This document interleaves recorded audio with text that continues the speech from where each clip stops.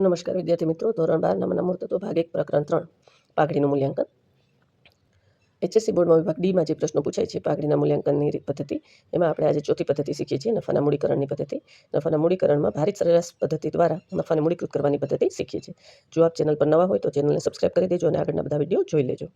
આગળના બધા વિડીયોમાં વિભાગ એ, વિભાગ બીમાં જે પ્રશ્નો પૂછાય છે એ પણ છે, અને વિભાગ ડીની સરેરાશ નફાની પદ્ધતિ, ભારિત સરેરાશ નફાની પદ્ધતિ અને અધિક નફાની પદ્ધતિ દ્વારા પાઘડીનું મૂલ્યાંકન કરવાની પદ્ધતિના રીત અને દાખલા બંનેની પ્રેક્ટિસ છે. બરાબર છે. તો આજે આ વિડીયોમાં આપણે જોઈએ નફાને મૂડીકૃત કરવાની પદ્ધતિ. તો રકમ આપણી પાસે છે. નીચેની માહિતી પરથી નૈઋત્ય અને ઋત્વિકની ભાગીદારી પેઢીની પાઘડીની કિંમત ભારિત સરેરાશ નફાને મૂડીકૃત કરવાની પદ્ધતિ અનુસાર નક્કી કરો. તો આપણને ધંધાની મિલકતો આપી છે 6 લાખ, ધંધાના દેવા છે 1,70,000. ધંધાનો સામાન્ય અપેક્ષિત વળતરનો દર છે 10%. વર્ષ અને નફો આપ્યો છે. વર્ષ 2012-13નો નફો છે 45,000, 13-14નો છે 50,000, 14-15નો છે 65,000, 15-16નો છે 75,000 અને 16-17નો છે 90,000. તો આપણે પાઘડીની ગણતરી દર્શાવતું પત્રક બનાવીએ. વિદ્યાર્થી મિત્રો, તમારે આ જ પદ્ધતિમાં દાખલામાં પરીક્ષામાં 5 સ્ટેપ ગણવાના છે.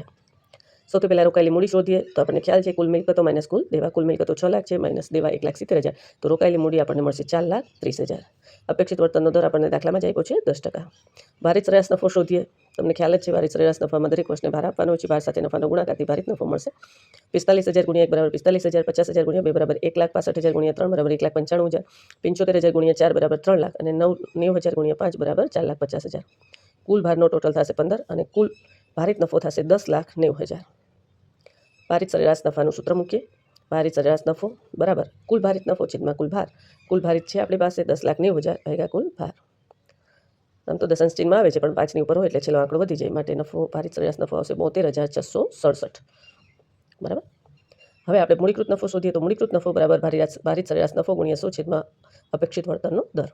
તો મૂડીકૃત નફો આપણે શોધ્યો છે 72,667 ગુણ્યા 100 છેદમાં 10. તો મૂડીકૃત નફો આવશે 7,26,670. હવે પાઘડીનું સૂત્ર મૂકીએ. પાઘડી બરાબર મૂડીકૃત નફો માઇનસ રોકાયેલી મૂડી. મૂડીકૃત નફો છે આપણી પાસે 7,26,670 માઇનસ રોકાયેલી મૂડી આપણે શોધી છે 4,30,000. તો મૂડીકૃત નફો માઇનસ રોકાયેલી મૂડી બરાબર પાઘડી આવશે 2,96,670. તો આ આપણે ભારિત સરેરાશ નફાને અને સરેરાશ નફાને મૂડીકૃત કરવાની પદ્ધતિ દ્વારા પાઘડી શોધી. હવે પછીના દાખલામાં આપણે અધિક નફાને મૂડીકૃત કરીને પાઘડીનું મૂલ્યાંકન કઈ રીતે થાય એ સમજશું. વિદ્યાર્થી મિત્રો, તમારા 12મા ધોરણના મિત્રો સાથે વધુમાં વધુ વિડીયો શેર કરજો, ચેનલને સબસ્ક્રાઈબ કરજો, લાઇક કરજો.